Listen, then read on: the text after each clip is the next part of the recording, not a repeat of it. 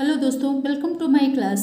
आज हम पढ़ेंगे 12th क्लास केमिस्ट्री का एमीन वाला चैप्टर, जिसमें आज का टॉपिक है आपका स्मिट अभिक्रिया। हाफमैन ब्रोमेमाइड अभिक्रिया हमने पहले ही पढ़ी है। अब ये जो अभिक्रियाएं हैं दोस्तों, इसको लाइटली मत लीजिएगा, क्योंकि ये एग्जाम में हमेशा पूछी जाती हैं। आप किसी न किसी सेट में ये हमेशा आपको देखने को मिलेंगी। कुछ अभिक्रियाएं ऐसी हैं जो बहुत ज़्यादा इंपॉर्टेंट है, कम से कम 10-12 ऐसी अभिक्रियाएं हैं। अगर आप इनको अच्छे से रीड कर लो तो आपको एग्जाम में कम से कम इनमें से 2-3 अभिक्रियाएं जरूर देखने को मिल जाएंगी। ठीक है, तो स्मिट अभिक्रिया क्या है?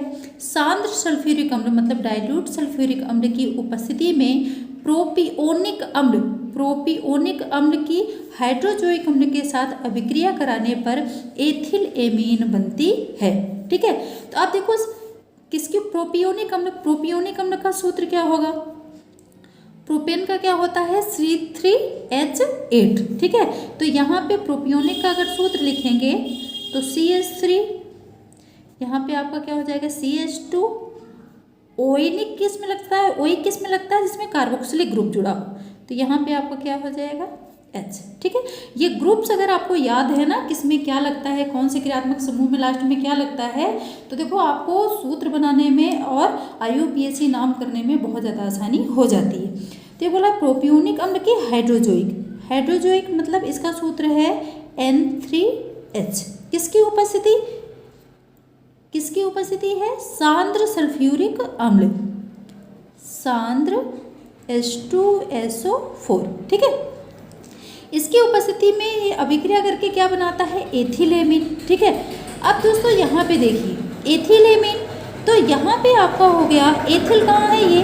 क्योंकि इसमें क्या है?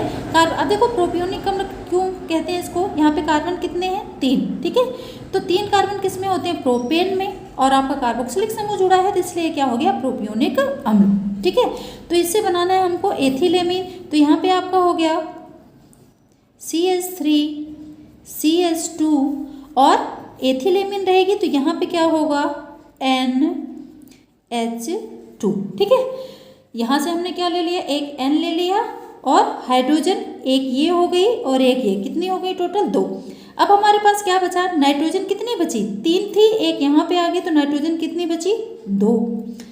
अब यहाँ पे आपकी नाइट्रोजन बची और यहाँ पे क्या बच रहा है? C और 2 O, तो C और 2 ऑक्सीजन मिलकर क्या बना देंगे? CO2। तो यहाँ पे आपका क्या हो जाएगा? सबसे पहले क्या बन जाएगा आपका? CO2 और आपका क्या बन जाएगा? N2 gas. ठीक है, तो देखिए कितनी आसान है स्मिट अभिक्रिया, मतलब प्रोपियोनिक अम्ल की हाइड्रोजोइक। अब इसको याद रखना, इसको क्या बोलते हैं? प्रोपियोनिक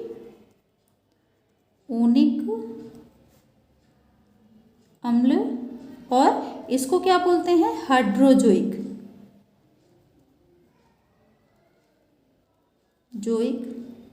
अम्ल।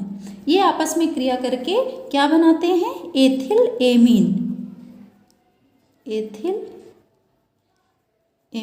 ठीक है, और क्या बन जाएगा? कार्बन डाइऑक्साइड, और क्या बन जाएगा आपका? Nitrogen gas. ठीक है, तो ये आपकी स्मिट अभिक्रिया।